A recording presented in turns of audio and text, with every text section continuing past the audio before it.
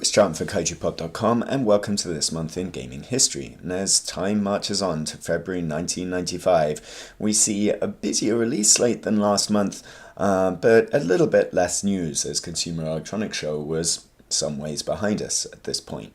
Still, there was one bit of news: a new studio formed in February 1995. Based out of Edmonton, Alberta, Canada, Bioware was formed by a group of recently graduated medical students that had done some programming for use in med school projects and decided to parlay that into making some video games. They wouldn't produce their first game until 1996 and published through Interplay Shattered Steel, which was very sort of familiar to anyone that had played MechWarrior at the time. It wasn't something that would become super well known on Mac and PC, but a little bit later into the 1990s, they would become well known for their role-playing games. A reputation which they maintain today.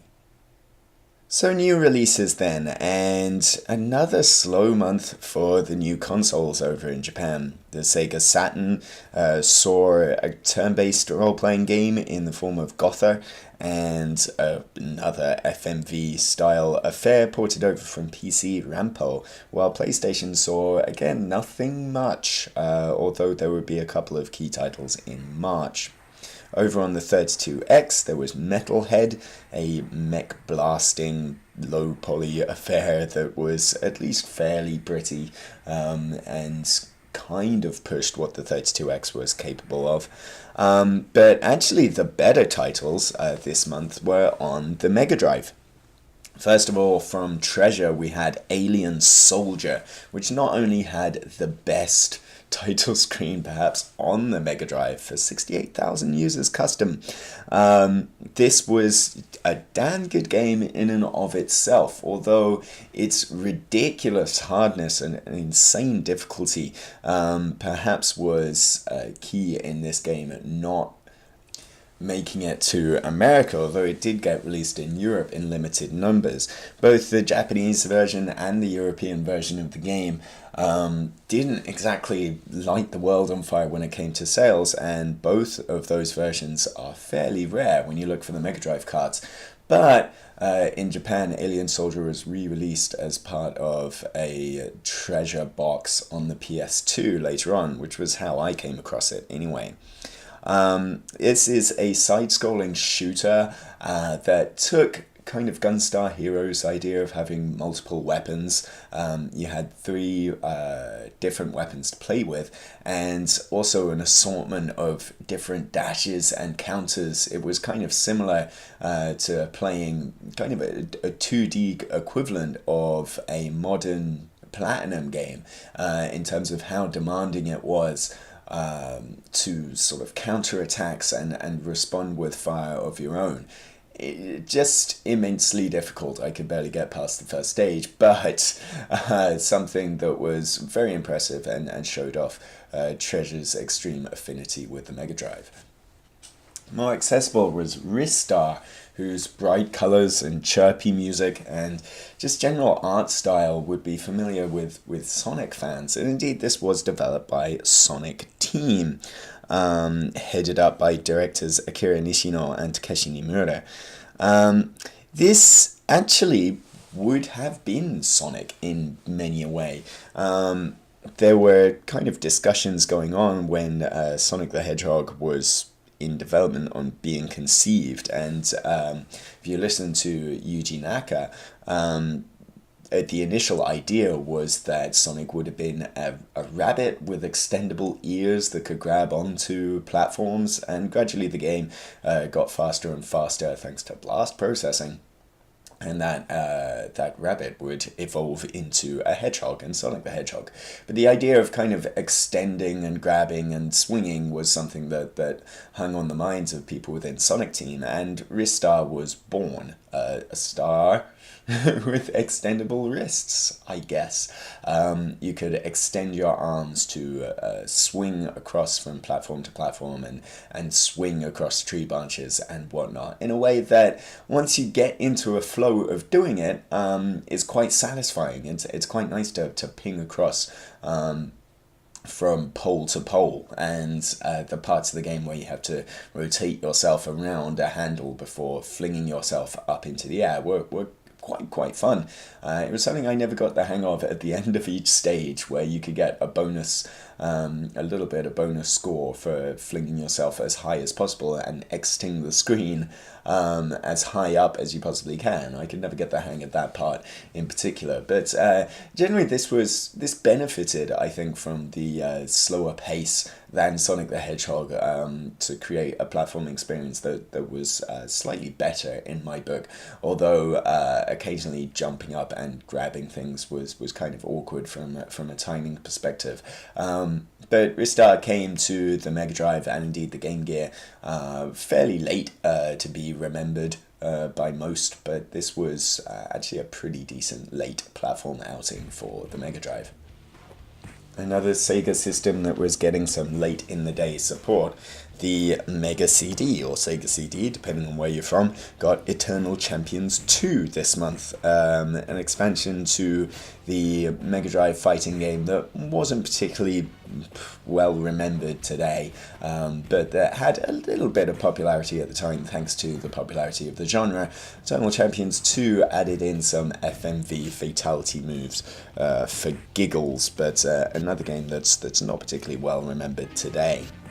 We also got Flink on European Mega Drives. This also came out on the Amiga, and bizarrely, perhaps the only game that I can think of that appeared on the CD32 and led on the Amiga CD32, never being ported down to floppy, thanks to the sheer volume of data on here, the giant sprites and its bosses and whatnot. Actually, one of very few games where the CD32 version is the definitive version, especially over the Mega Drive version of the game.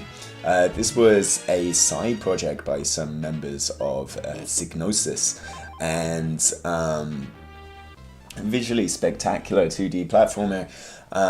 This was probably not really well remembered today, thanks to, well, perhaps the best version of it being on the CD32. It was never ported around, but the same team would go on to produce a kind of fondly remembered cult classic, Lomax, which was a platform spin-off of the Lemmings series. But yeah, Flink, another good gaming coming out of Europe in February 1995. Over on the PC, we had Star Wars Dark Forces, a kind of expanded Star Wars universe tale that allowed LucasArts to head into the first-person shooter territory.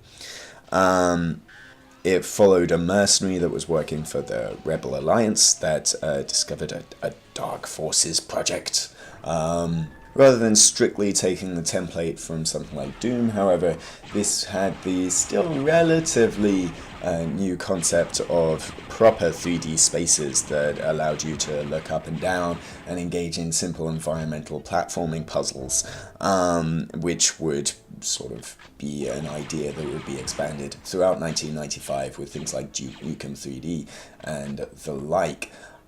This was very well thought of by critics at the time, although the PlayStation conversion that followed in 1996 was fairly universally panned of being a dodgy port.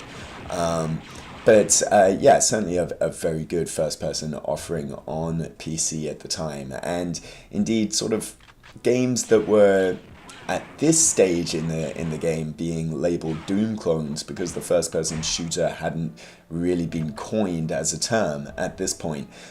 They were kind of all over the place. If you look to the Amiga, another February 1995 release, Deathmask tried to mimic Doom and bring it down to the slightly lower spec AGA machines.